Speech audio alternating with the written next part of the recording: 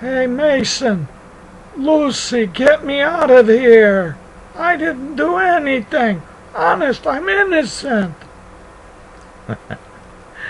You guys remember the story about the three little pigs and the big bad wolf? Well, he got caught. He got put in jail. And today's story, we're going to tell you about what he says really happened. Now, this is from a book called The True Story of the Three Little Pigs. And in this story, the wolf is going to tell you what he says happened. He's going to tell his side of the story. I don't think I'm going to believe him very much, but we'll get rid of the jail bars and we'll listen to his story. The true story of the three little pigs.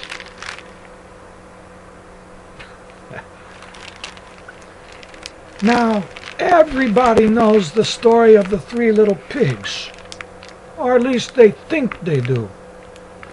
Nobody knows the real story because nobody has ever heard my side of the story.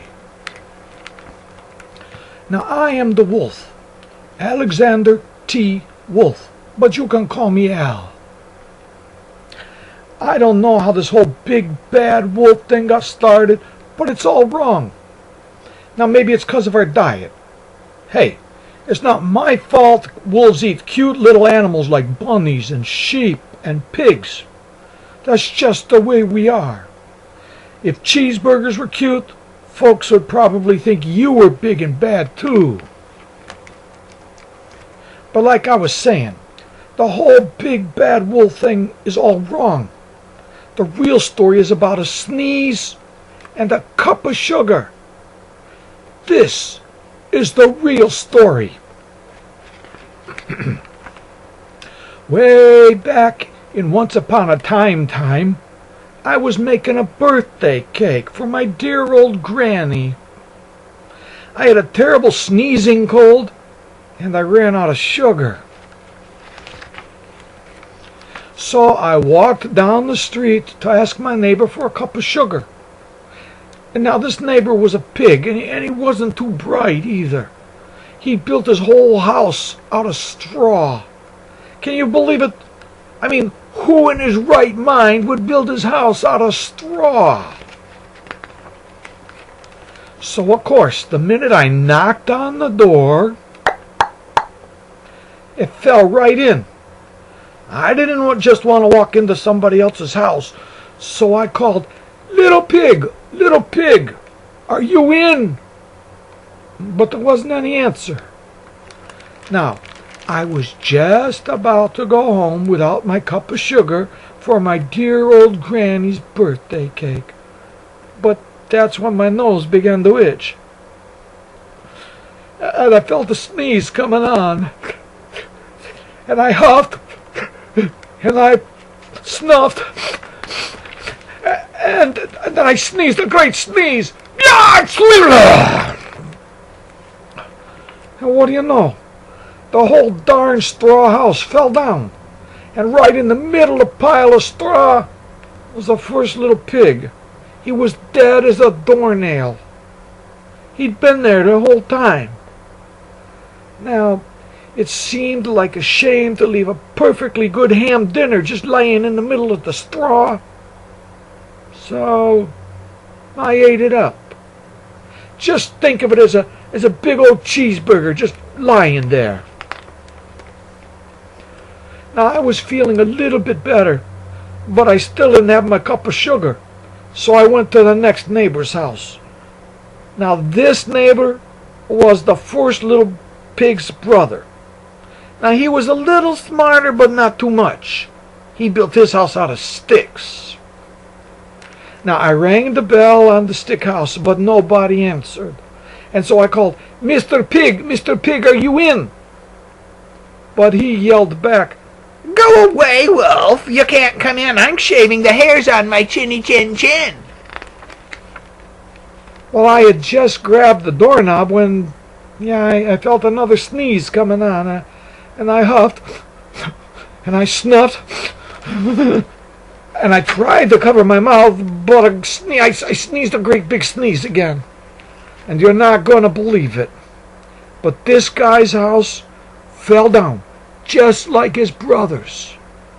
And when the dust cleared, there was the second little pig, dead as a doornail. Wolf's honor. Now, you know how food will spoil if you just leave it in the open? So I did the only thing I could do. I had dinner again. Think of it as a second helping. I was getting awfully full, but my cold was feeling a little better. But I still didn't have that cup of sugar for my dear old granny's birthday cake. So I went to the next house.